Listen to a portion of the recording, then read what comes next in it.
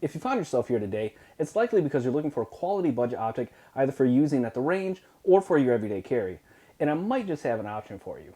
GOWutar did reach out to me to ask me to review this optic. They did send it to me for my thoughts on it and so I can present it to you. That being said, I'm still going to provide you with good, honest feedback about it. Today I'm going to be doing an unboxing and first impressions for the GOWutar A20 Micro Reflex Optic. I've taken this out and looked at it a bit, but I have not put it on any firearm and taken it to the range for live fire. I plan on doing that soon, and I'll be putting up a more in-depth review about it shortly. You can find this optic available on Amazon. I have a link and discount code in the description if after this review you decide you want to check it out for yourself. With a sale price of $118 on Amazon, it's a really affordable price for a lot of people. As much as I enjoy Holosun optics, you may find them to be a bit out of your price range. Let's not even get started on Trijicon prices.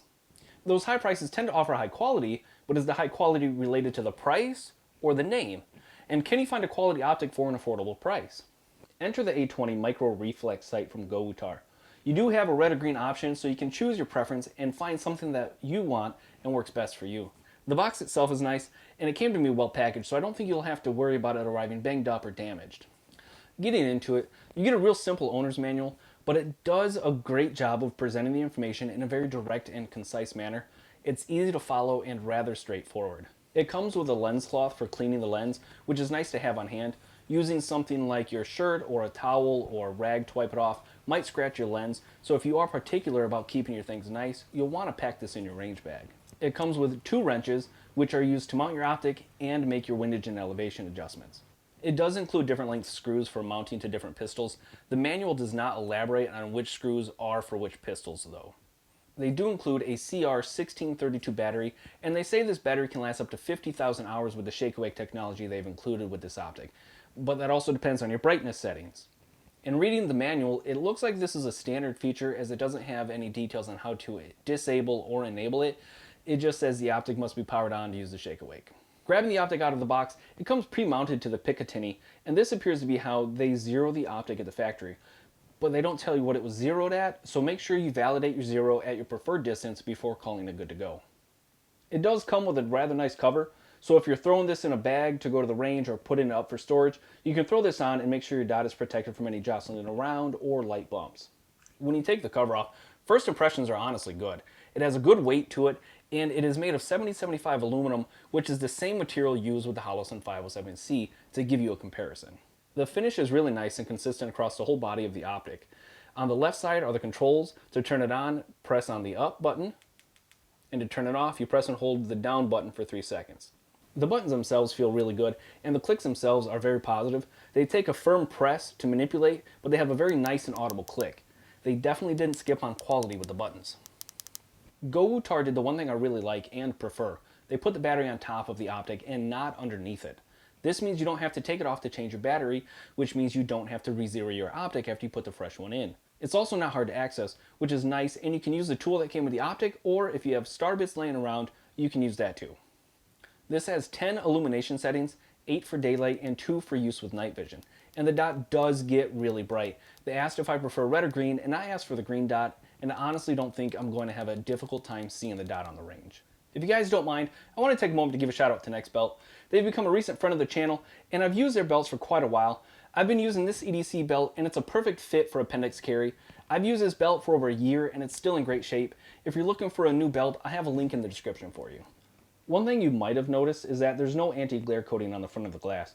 The glass itself is really nice in my opinion, and it seems pretty clear. In the right light, you can see a slight reflection of the body of the optic, but I honestly don't think it's enough to get in the way or distract you when you're on the range.